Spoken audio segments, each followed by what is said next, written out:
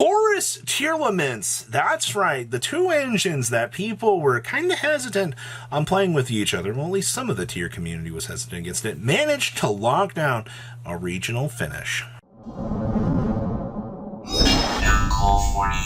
Make sure you guys smash the living crap out of that subscribe button so you guys don't miss out on more on this content. Oh boy. You know, this is a top cut of top cuts. Your most represented deck out of this event is Double Unchained. Now, I'm going to be honest with you. If you were kind of looking at a lot of these meta results in terms of the regional level, here's an interesting little fun fact. A lot of this feels like last format.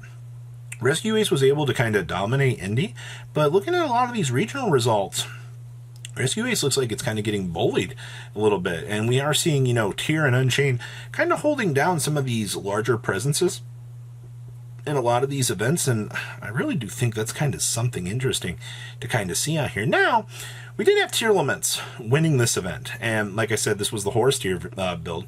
I know a lot of people have had very interesting conflicting opinions about this. Half of the tier community tells me that the Horus package is the most insane thing the deck has ever had. The other half of them is like, don't play it. It just makes the deck massively inconsistent. There will be players that will peek through the cracks and find success with these versions of the ideas because tier is just that strong. Now, we also had Purely locking down another top cut finish. Oh man, cats. Just drawing a whole lot of cards. That's pretty normal. We also had a Flonderese duelist.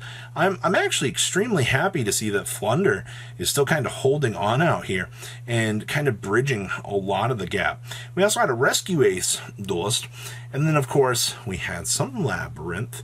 You know, let's be honest here with the trap decks. It's pretty much up there.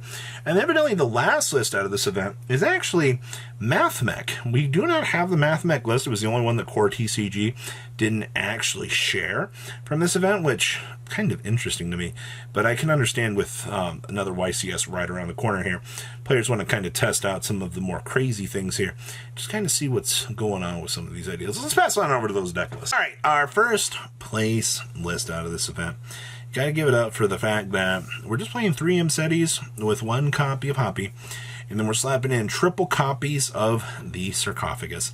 So, because of this package, you now get access to the Zombie Vampire, which does what our favorite thing in the whole wide world is. Guess what? It also mills cards from our deck. Even if it's 4, it's just one more step on the RNG ladder to make sure that you are going to get to that optimal dream of milling Kelbeck and Nagito. Easy, easy stuff. But outside of that, I mean, the rest of this build honestly does feel pretty standard. I'm not going to take anything away from their victory, but you got to consider a lot of what tier's sackiness is kind of reliant on the power of these. Also, seeing Malicious sticking around here, I love the fact that we're not even playing Dangerous. Just we're playing the 2 Malleys to generate some little foot soldiers to be able to link off with. Okay, what else we got going on back here? Hey. You know, ever since the Unchained build was perfected with Vice King Requiem, it doesn't really feel like there's been a lot of change to the deck. I feel like the last little thing that we kind of saw was like the inclusion of Mistaken Arrest into the deck, but even like Mistaken Arrest being tossed into the deck hasn't even really felt like that crazy of a change.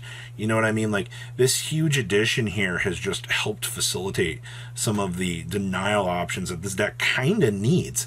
Because, like, you can get overwhelmed kind of quickly. Like, I'm not going to say that, you know, Unchained is able to generate, like, this huge field, but, like, sometimes you do kind of end up in some bad situations, or, you know, you're just able to get swung over very easily. So, like, cards like these, the anti-spells, are there to kind of help you budget things out so you don't get totally sideswiped.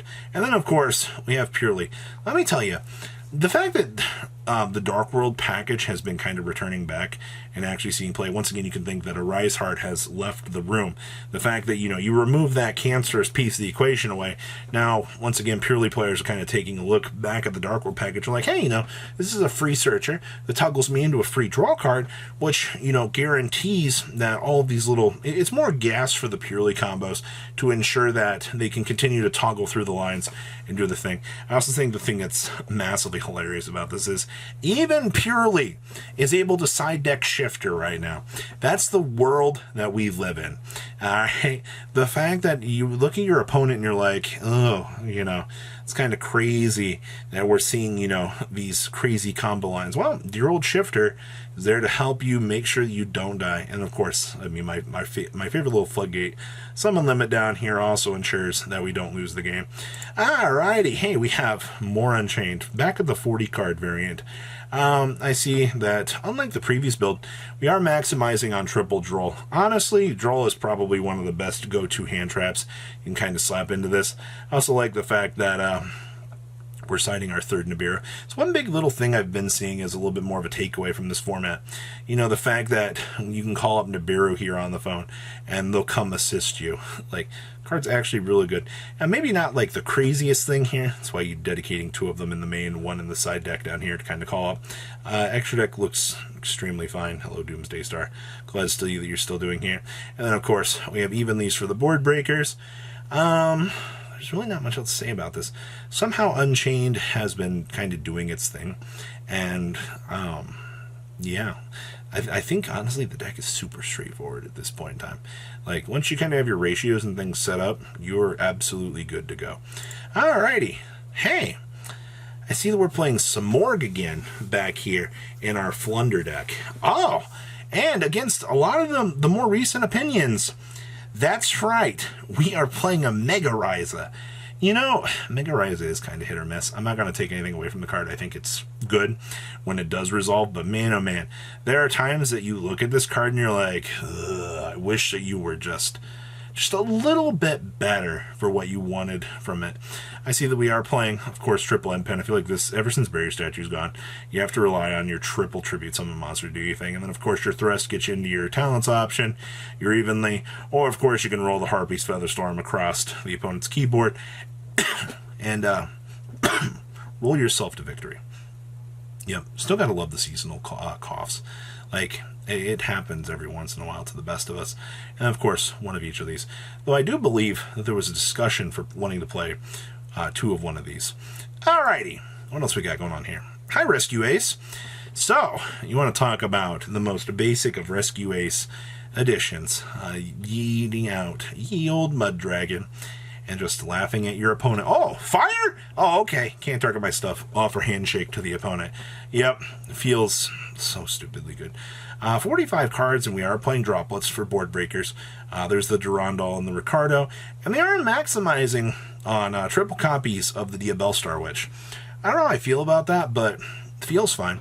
See that we are playing the subdiversion of Snake Eye as well. See, the best place for this card is in the side deck. That way, in case you do need it, you're off to do your job. And then, of course, like we were kind of seeing out of Indy, the Gravekeeper's Inscription has been a very nice bench warmer down here for the side decks.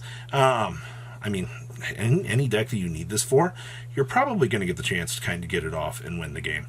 Hey, we have some Skill of the Drain. Now, this feels very weird. 22 monsters in this. We're only playing 1 copy of Irius, which is fine until Transaction Rollback rolls out. I don't really think that this is going to be too particularly special. You are seeing double Fenrir here. Ah, yes. The Fenrir machine. The fact that you're able to tear through your opponent with this card, actually, I do want to say the fact that you are able to play this and then kind of deploy like maybe a skill drain later on, you still have a huge attacking monster. Definitely a lot more pressure points here with this.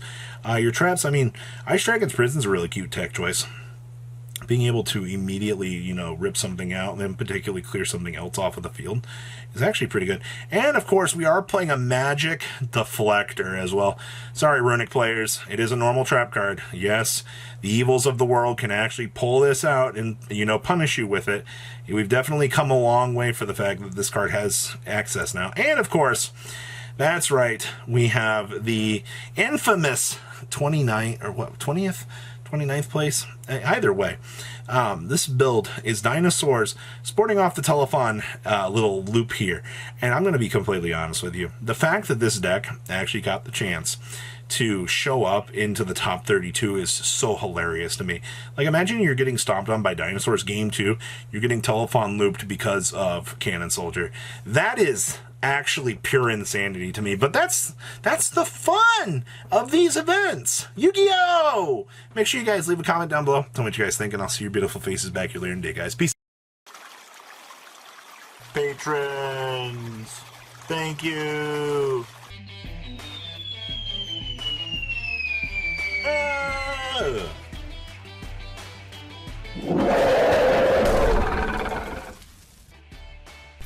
Thank you so much for watching. Check out these other videos.